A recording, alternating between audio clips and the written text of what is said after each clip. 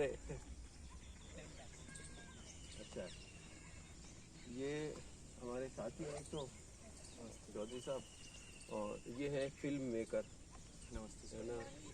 तो आपका good morning बेटा। ये आपका कोई बाइट रिकॉर्ड करेंगे कि आपने क्या क्या यहाँ मांगर में काम करते हुए, बच्चों का तो ले लिया इन्होंने कि यहाँ पे आप किस तरह से रेस्टोरेशन कर रहे हैं, क्या कर रहे हैं। आप अहलावत हैं? नहीं, ये मदन है। अच्छा, ये नए हैं आपके साथ में? हाँ, ये मदन जो है अभी लक्ष्य करके यहाँ पे एक एजुकेशन सोसाइटी है 4-5 गाँव में। आफ्टर स्कूल जो है ना बच्चों को फ्री कोचिंग और ये प्रोवाइड करवाते हैं हम अरावली के 5 गाँव में। हाँ। तो अभी हम लोग साथ में ना उन 5 गाँव में जहाँ जहाँ इनके लक्ष्य के सेंटर थे उनमें ये नेचर एजुकेशन शुरू किया है। तो मांगर के अलावा अब हमारा धौज, आलमपुर और सिरोही और सिलाखरी और खोरी तक हम चले गए हैं। अभी रिसेंट मतलब अगले कुछ टाइम में कोट गांव में हाँ, और शुरू करने का प्लान कर रहे हैं। कोर्ट तो वही मोहित के फार्म के पास वाला।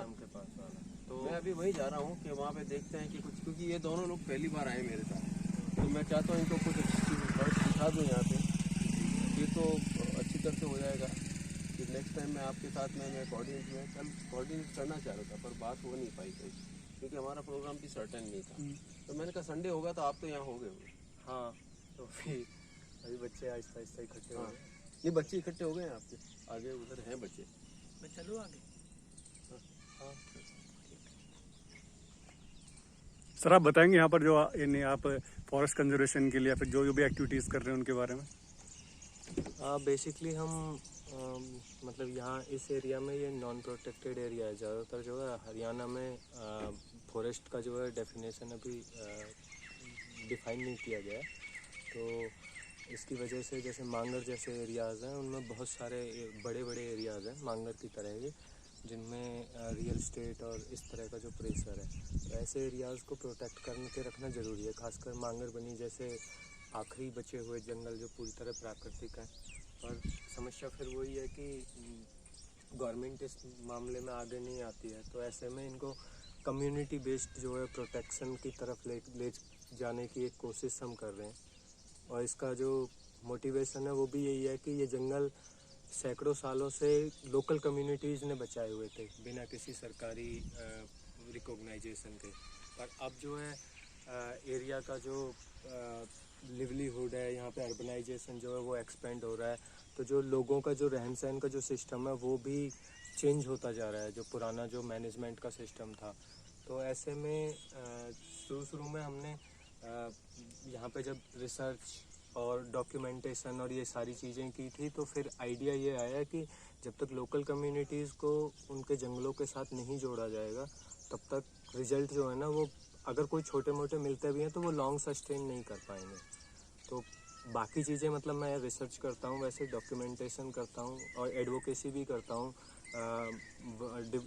रिलेटेड डिपार्टमेंट के साथ में। पर ये 2015 से हम उन लोकल कम्युनिटीज़ के साथ काम कर रहे हैं जिनके कि वो जंगल हैं, और इसमें इको क्लब और यूथ के साथ में इस तरह की चीज़ें उनको ओरिएंटेशन करना, उनके जो मैन जो भी उनके क्या बोलते हैं रिसोर्स हैं उनके साथ में उनकी इम्पोर्टेंस को साथ में उनको जोड़ करके और उनको कंजर्वेशन के लिए मोटिवेट करना, ये हमारा प्राइमरी ऑब्जेक्टिव। तो आपके अकॉर्डिंगली जो कॉमन लोग हैं जो यहाँ के रेजिडेंट है उनका भी रोल उतना ही इम्पोर्टेंट है जितना कि अगर हम गवर्नमेंट को कह सकते हैं?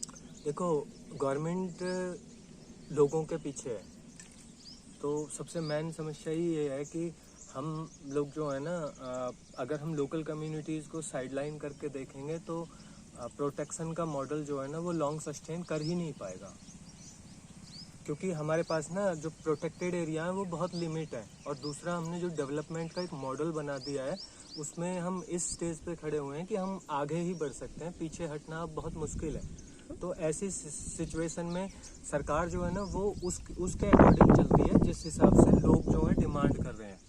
तो हमें और इसमें ना लोकल कम्युनिटीज़ को भी दोष देना गलत होगा, क्योंकि उनके सामने जो खाका जो बनाया है डेवलपमेंट का, जो ये मॉडल जो है वो भी हम ही लोगों ने उनके सामने खड़ा किया है, तो वो उसको फॉलो कर रहे हैं।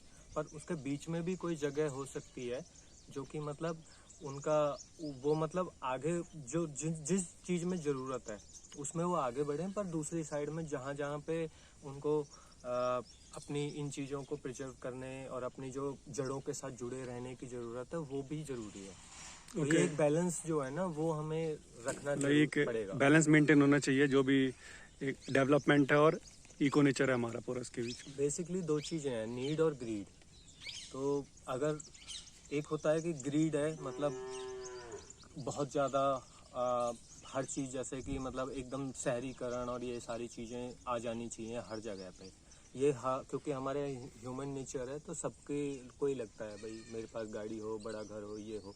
तो अगर ग्रीड के लिए कुछ किया जा रहा है तो मैं उसके अगेंस्ट हूँ, पर एक साइड में ना जो उनकी नीड है मतलब ज़रूरतें हैं, एक अच्छा जो फंडामेंटल जो राइट्स हैं, एजुकेशन, हेल्थ, इस तरह की चीज़ें उनको उनके नेचर के साथ में जोड़ करके रख करके हम प्रोटेक्शन को लॉन्ग सस्टेन कर सकते हैं। अगर लोकल कम्युनिटीज़ हमारे साथ खड़ी होंगी तो सरकार चाहे किसी भी तरह की हो उसको उनके साथ में ही आना पड़ेगा और इन चीज़ों को बचाने में सहयोग करना पड़ेगा। Very well sir Sunil ji, अगर तो हम आपके साथ बने रहेंगे, नेक्स्ट वीडियो में भी और भी जानेंगे यानी आपके बारे में और यहाँ पर क्या क्या रिक्वायरमेंट और क्या क्या काम हो रहा है। तो आज की जो आपने अपने थॉट शेयर किए, बात शेयर की, उसके लिए thank you very much. Thank you sir. Thank you.